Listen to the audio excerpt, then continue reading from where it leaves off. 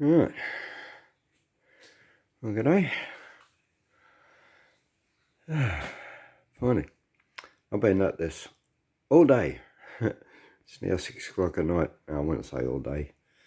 Yeah, from about probably 9. So yeah, put a lot of hours into this today. Some parts are finished. A lot of it, all this, it's just tacked together at the moment. So I still got to take it off and yeah, finish welding it. Changed a few things.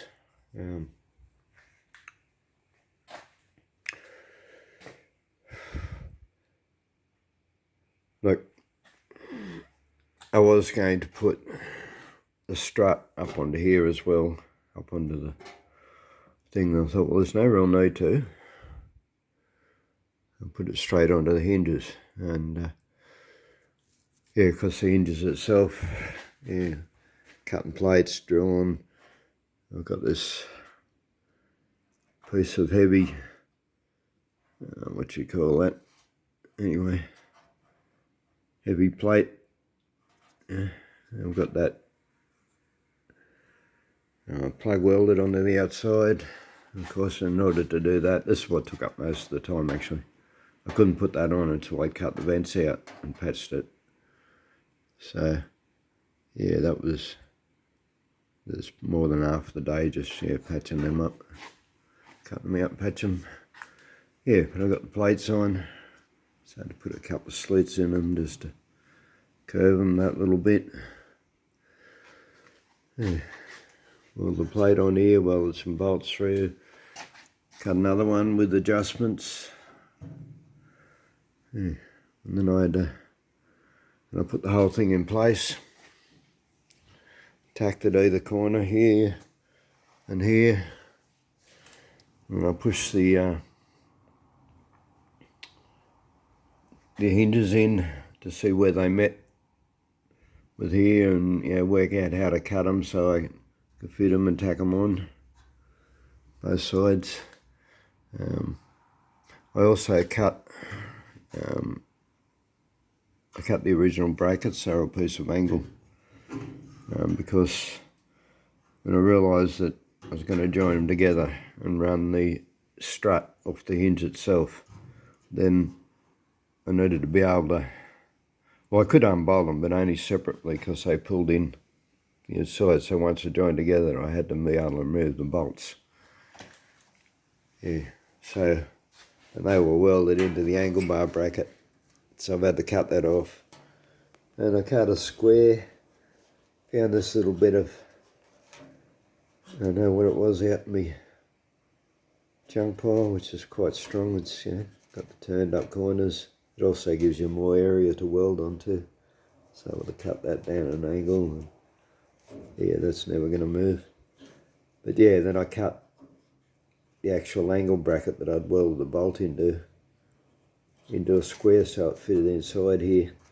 So even though it's removable, you still only require one spanner. It locks into the bracket. Of course, with the extra length, this nut no longer does up tight against the shank, so which is not a drama. Just get a nylock nut, a couple of nylock nuts to go on there, so it's no problem. But yeah, to make it so I can actually pull the bolts out to remove this as a whole.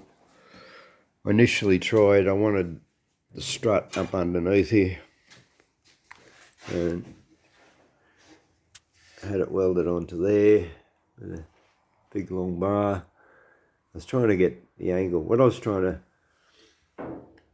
achieve was so that it would hold the lid up, but then when it closes, to get past,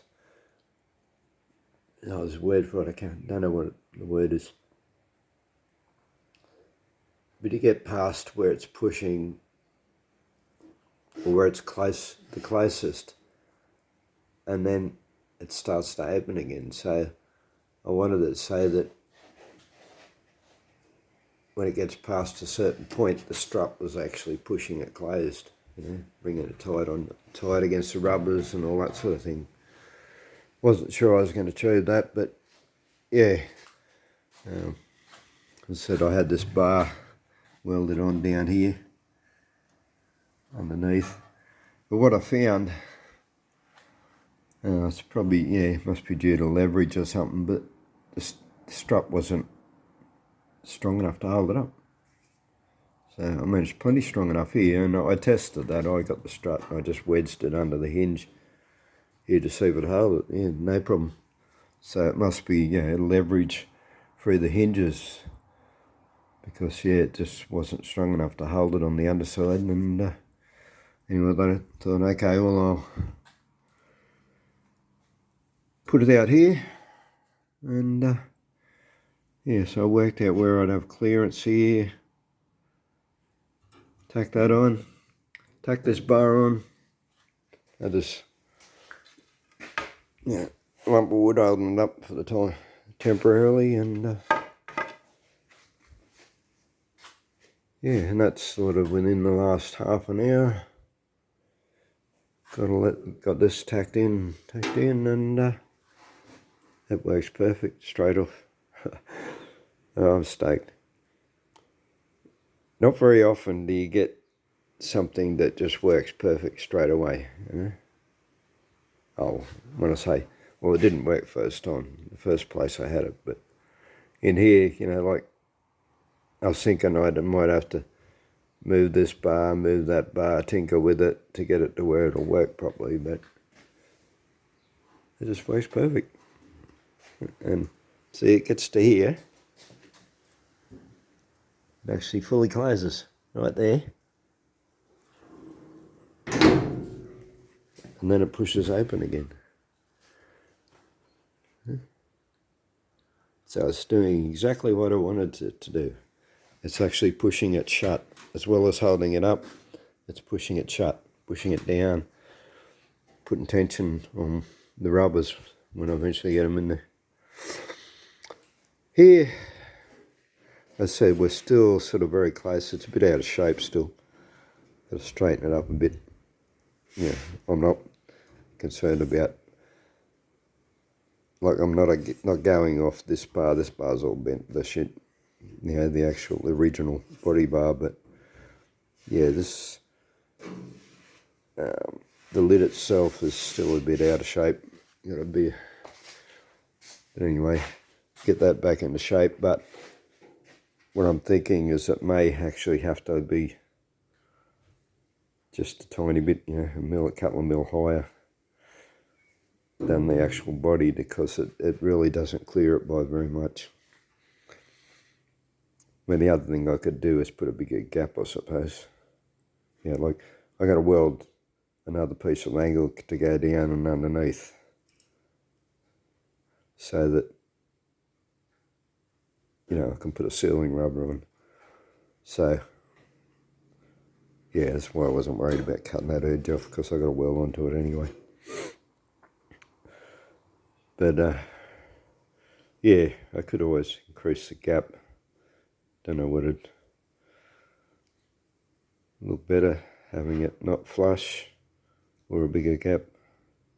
But I might have to do something like that. But anyway, for the moment, I'm pretty stoked with the operation, with the way it works, and especially the strut. Sort of, like, pretty heavy actually to this point. Then it gets lighter, and it stays up. There you go. Alright, hope you found that interesting, and yeah, I'll catch you next one. Bye.